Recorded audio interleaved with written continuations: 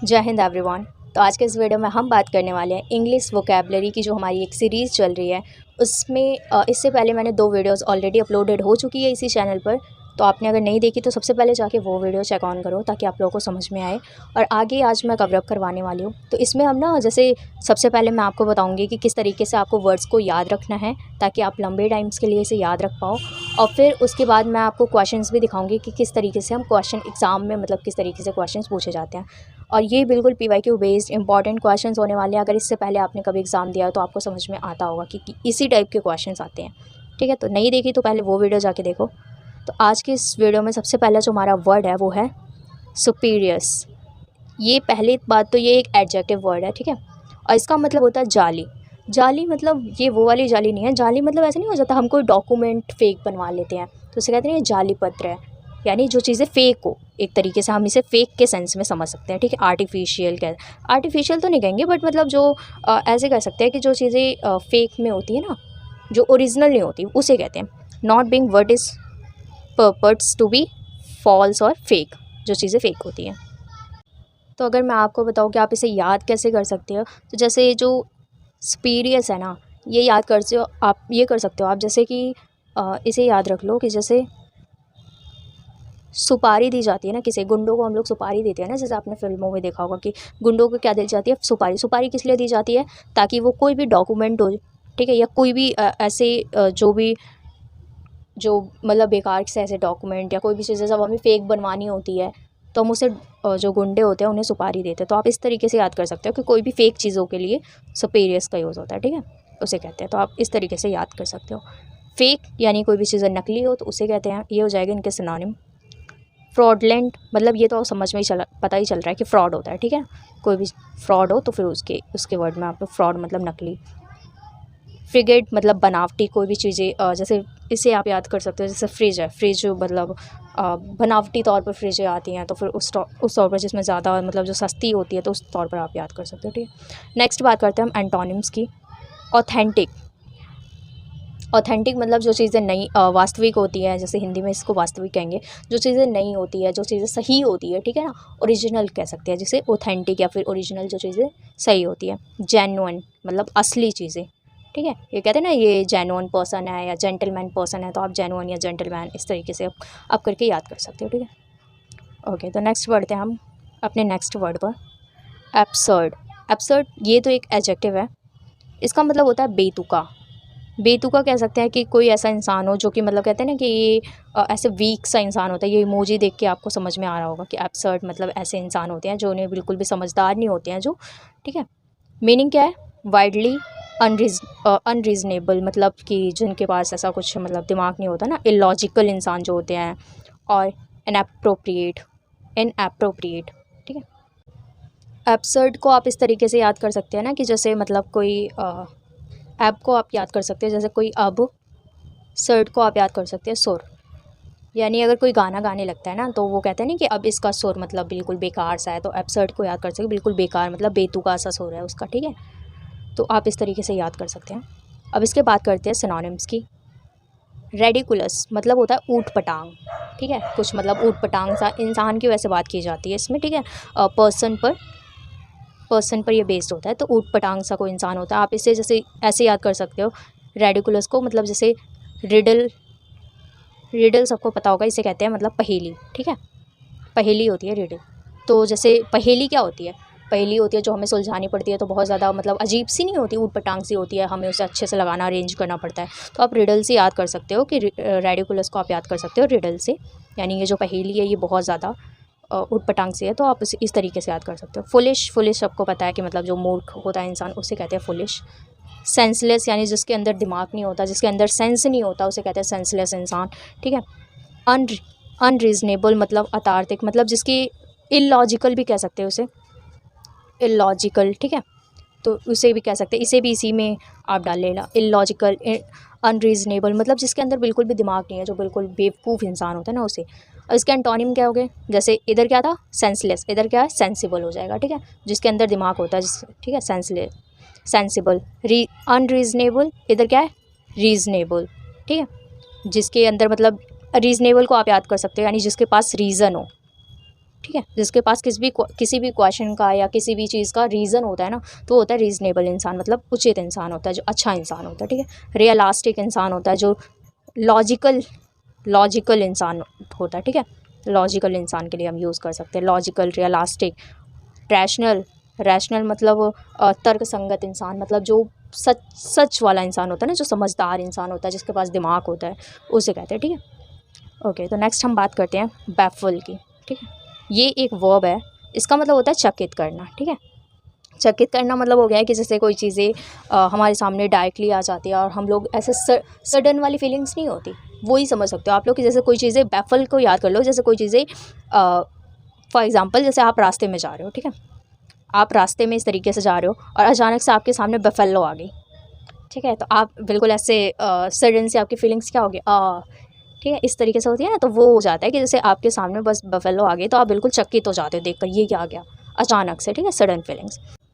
Meaning क्या है इसकी, टू बेविल्डर और परप्लेक्स समवन। ठीक है, मतलब कोई चीज़ें अचानक से हो जाना। इसके सिनोनिम्स क्या है, पजल। पजल कैसे याद कर सकते, कोई भी पहेली होती है उसे हमें मतलब सुलझाना पड़ता है ना, रिडल या फिर पजल, जो भी आप लोग कहो उसे। ठीक है ना, उसका मतलब पजल को, जैसे पजल को क्या होता है, सुलझाना पड़ता है, तो वो इस तरीके से आप याद कर सकते हो कि उसे भी सुलझाने में मतलब टाइम लगता है, तो वो चीज़ें हमारे लिए चकित कर देती है कि इसे टाइम लगता है।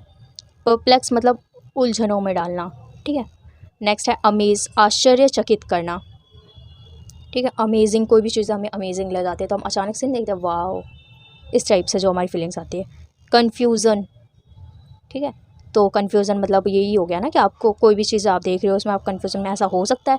तो बैफल मतलब वही है कि अगर आपके सामने कोई भी ऐसे भैंस आपके सामने आ जाती है तो फिर आप बिल्कुल ऐसे नहीं हो जाओगे, कन्फ्यूज़ नहीं हो जाओगे, ये कहाँ से आ गई यहाँ पे।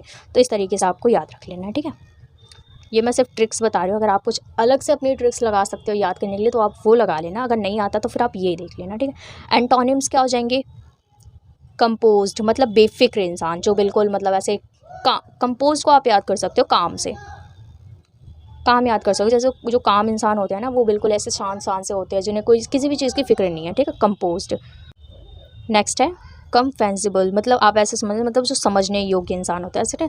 ऐसे आप याद कर लो, जैसे जो कम, ऐसे कर सकते हैं यार, इंग्लिश में मैं लिख रही हूँ, ये हो गया कम फैशन करने वाला। ठीक है, कम फैसिबल को आप याद करते हो, जो कम फैशन करने वाले होते हैं वो समझदार इंसान होता है कि ज़्यादा आज के टाइम पे ज़्यादा मॉडर्न बनने की ज़रूरत नहीं है आप लोगों को, मतलब ऐसे ज़्यादा करने की ज़रूरत नहीं है, इसलिए। ठीक है, जो कम फैशन करने वाले होते हैं। इनलाइटन मतलब जागरूक होना, जो एकदम, इनलाइटन को याद कर सकते हो लाइकली जो कुछ भी याद कर लो, जैसे लाइट में जो रहता हो इंसान। ठीक है, सॉरी, जैसे जो रात में, हाँ ये ऐसे याद करो कि जैसे जो रात में पढ़ाई ना करता हो, दिन में करता हो, तो इन क्या मतलब हो गया कि उसको मना कर रहे हो। ठीक है ना, इन लाइटन। ठीक है, जो लाइट में पढ़ाई ना करता हो तो यानी वो जागरूक इंसान है। ठीक है, रात का वो मतलब वेट नहीं करता जो। फैसिलेट।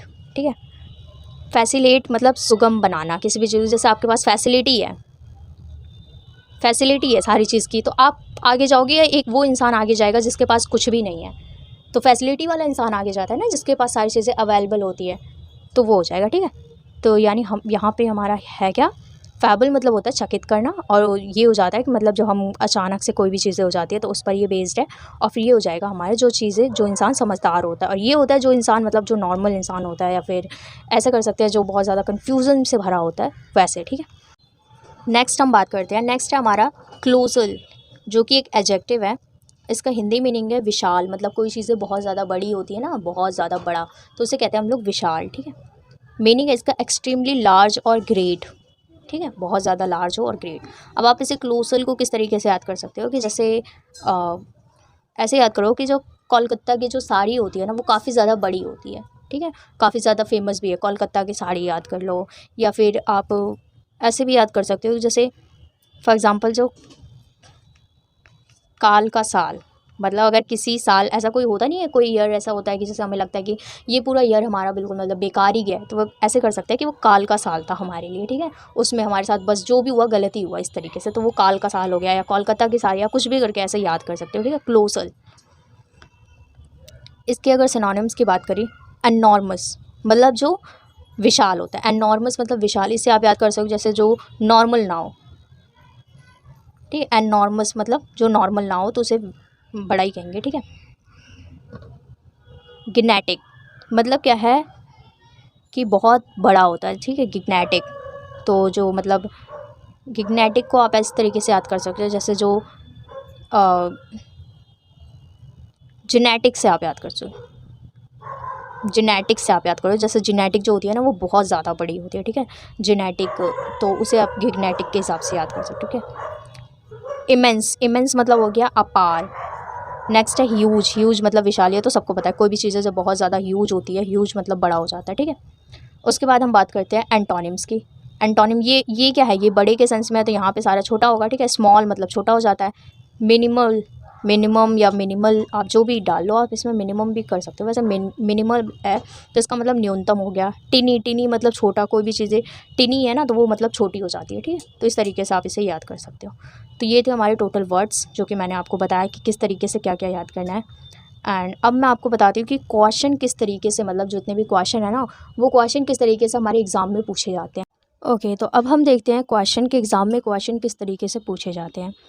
तो जो हमारा फर्स्ट क्वेश्चन है, select the most appropriate antonym of the given word superiors, ठीक है। एंटोनिम बताना है हमें इसका, राइट।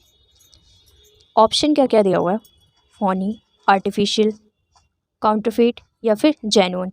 देखो आर्टिफिशियल, काउंटरफीट ये सब तो क्या हो गया, ये इसके सिनोनिम हो गए ना, क्योंकि सबसे पहले आपको पता होना चाहिए कि सुपीरियस मतलब होता क्या है। सुपीरियस मतलब हो गया कोई भी फेक, चाहे आप उसे डॉक्यूमेंट्स वगैरह समझ लो या किसी भी चीज़ पर, वो कोई भी चीज़ जो फेक होती है ना, रियल नहीं होती, तो ये हो जाएगी एंटोनिम, हो जाएगा जेन्युइन, ठीक है। D option is right. Okay, next बात करते हैं हम। क्वेश्चन नंबर सेकंड क्या कहते हैं, choose the word nearest meaning, यानी सुपीरियस्ट का जब नियरेस्ट मीनिंग पूछा जाए ना तो वो साइनो हो जाता है, ठीक है। Synonyms, okay. तो अब हमें, अब सुपीरियस का हमें बताना है सिनोनिम्स। सुपीरियस सबको पता है कि जैसे जो चीज़ें फेक होती है उसे कहते हैं, ठीक है। तो फेक का सिनोनिम क्या हो जाएगा, ये हो जाएगा बोगस। बोगस भी मतलब होता है जब कोई चीज़ें फेक होती है तो उसे, ठीक है। वैलिड, सिंसियर या फिर ऑथेंटिक चीज़ें, तो ये इसके एंटो हो गए ना, एंटोनिम्स हो गए, क्योंकि कोई चीज़ें वैलिड है मतलब वो सही चीज़ें हैं, ठीक है। ओके, अब हम बात करते हैं क्वेश्चन नंबर 3 की। Choose the word nearest meaning, यानी सिनोनिम्स हमें बताने हैं। एब्सर्ड, अब सबसे पहले एब्सर्ड आपको पता होगा, जिससे पहले मैंने अभी आपको करवाया हुआ है। इसका मतलब हो जाता है कि कोई ऐसा इंसान जो फुलिश टाइप का होता है, फुलिश टाइप में होता है, ठीक है। यानी बेतुका इंसान, अगर हम हिंदी की बात करें तो वो होते हैं बेतुके इंसान के लिए, ठीक है।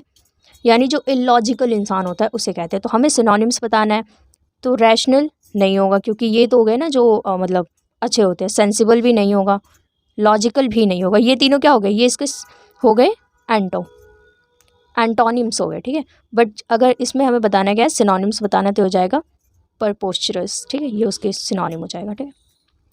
नेक्स्ट बात करते हैं एब्सर्ड का। अब हमें क्या बताना है, एंटोनिम बताना है। यानी अब हमें इसी के, अगर मैं और एंटोनिम्स की बात करूँ, हमने जैसे पढ़ा हुआ है ना, एब्सर्ड मतलब इलॉजिकल वगैरह, इलॉजिकल इंसान जो होता है, फुलिश इंसान जो होता है उसको कहते हैं, ठीक है। तो इसमें एंटोनिम बताना है एब्सर्ड का। तो देखो नॉन सेंसिबल, तो ये तो हो गया हमारे इसके सिनोनिम हो गया, ठीक है, जो जिसके अंदर सेंसिबल नहीं होता, ये भी सिनोनिम, ये भी सिनोनिम, तो ये हो जाएगा रीजनेबल। इरीजनेबल होता तो फिर वो तो सिनोनिम हो जाता, बट रीजनेबल है इस, ये मतलब हो गया लॉजिकल, ठीक है। जो मतलब सेंसिबल इंसान होते हैं, लॉजिकल इंसान होते हैं, उनके लिए कहा जाता है, ठीक है। तो इसका हो जाएगा option number D. Okay, next question की बात करते हैं। Choose the nearest meaning of baffle. अब सबसे पहले आपको पता होना चाहिए कि बैफल की मीनिंग क्या होती है। बैफल होता है लाइक कोई चीज़ें जो हमारे साथ सडन में हो जाती है, यानी हम जब चकित हो जाते हैं, हिंदी में अगर मैं बात करूँ तो जब हम चकित हो जाते हैं, ठीक है ना, यानी सडनली कुछ भी हो गया, या फिर इसे कह सकते हैं कन्फ्यूज़न, कन्फ्यूज़न में ये आ जाता है, ठीक है, तो उसे कहते हैं बैफल। अब इसमें क्या बताना है, नियरेस्ट मतलब सिनोनिम्स बताने हमें, तो ये हो जाएगा क्लैरिफाई, एक्सप्लेन, परप्लेक्स या फिर कंफर्ट। तो इसका जो सिनोनिम है वो है परप्लेक्स, ठीक है, क्योंकि एक्सप्लेन मतलब किसी भी चीज़ को एक्सप्लेन करना या क्लैरिफाई करना, किसी भी चीज़ को मतलब कंफर्ट जोन में रहना, तो वो तो अलग मीनिंग्स हो जाएंगे, बट जो परप्लेक्स है ये हो जाएगा इसका सिनोनिम बैफल का। नेक्स्ट बात करते हैं क्वेश्चन नंबर 7 की। एक सेकेंड, हाँ ये देखो, ये अभी एक एंटोनिम इसके रह गए। एंटोनिम हमें बताना है बैफल का, तो हो जाएगा बेविंडर या फिर मैस्टिफाई, कन्फाउंड या फिर इनलाइटन। मैंने जैसे आपको बताया था कि बैफल मतलब हो जाएगा जो ऐसा इंसान जो मतलब नॉर्मल सा होता है, जिसके अंदर कन्फ्यूज़न से भरा। बट इनलाइटन क्या होता है? इनलाइटन होता है इसका एंटोनिम, जो बहुत ही जैसे ऐसा इंसान हो जो मतलब लाइट के उसमें ना रहता हो, तो फिर उसे कहते हैं ना ये बहुत ज़्यादा वैसा इंसान है, तो उसे कहते हैं कि इनलाइटन हो जाएगा इसका एंटोनिम्स। नेक्स्ट बात करते हैं, choose the word nearest meaning of colossal. सबसे पहले आपको पता होना चाहिए क्लोजल है क्या। तो क्लोजल का मीनिंग होता है कोई भी चीज़ विशाल या फिर ह्यूज होना, बहुत ज़्यादा बड़ी होती है ना जब कोई चीज़, उसे कहते हैं क्लोजल। तो इसका नियरेस्ट मीनिंग मतलब इसके सिनोनिम्स बताने हैं, तो हो जाएगा किडनेटिक, ठीक है, ये उसका सिनोनिम हो जाएगा। टिनी तो एंटोनिम हो जाएगा, ठीक है, छोटा। वीक होता है। ऑर्डिनरी लाइक ऑर्डर में देखते हैं ना, जब ऑर्डिनरी होता है वो चीज़ें। ओके, तो नेक्स्ट है क्वेश्चन नंबर 8। इसमें क्या कहता है, select the most appropriate antonym. किसका? क्लोजल। क्लोजल मतलब हो जाता है ह्यूज, तो इसका एंटोनिम क्या होना चाहिए जब कोई चीज़ छोटी हो, टिनी हो, ठीक है। बट इसमें जो हमें ऑप्शन दिया हुआ है वो दिया हुआ है मिन्यूस्कल का, ठीक है, इसका मतलब होता है छोटा, राइट। तो ये थे हमारे क्वेश्चंस जो मैंने आपको बताया कि किस तरीके से एग्ज़ाम में क्वेश्चन पूछे जाते हैं। मैंने जितने 4 वर्ड्स आप लोगों को करवाए एंड टोटली 8 क्वेश्चंस भी करवा दिए हैं। तो अगर आप लोगों को समझ में आए तो वीडियो को लाइक कर देना, कमेंट करके बता देना कि हाँ समझ में आ रहा है या नहीं आ रहा है, ठीक है। और ये जो वोकैब की सीरीज़ है, जो इससे पहले मैंने ऑलरेडी 2 वीडियोस अपलोडेड हो चुकी है, नहीं देखी तो वो जाके देख लेना, इसी चैनल पर है, एस्पिरेंट संजू पर, ठीक है, इसी चैनल पर ये चीज़ें अपलोडेड है। सब्सक्राइब कर दिया करो, ठीक है। नेक्स्ट मैं बात करूँ मैं अपने चैनल की, तो मेरा चैनल का नाम है विंग्स ऑफ शी। नहीं देखा तो वो भी जाके देख लेना, ठीक है। और यहाँ पे मैंने मतलब English, GK, GS, reasoning, maths सारी चीज़ें कवरअप करवा रही हूँ मैं। इससे पहले मैंने काफ़ी सारी वीडियोस ऑलरेडी अपलोडेड कर दी है, तो जाके देख लेना, नहीं देखी तो। चैनल पर नए हो तो सब्सक्राइब कर लेना। तो मिलते हैं नेक्स्ट वीडियो में, तब तक के लिए जय हिंद, जय भारत।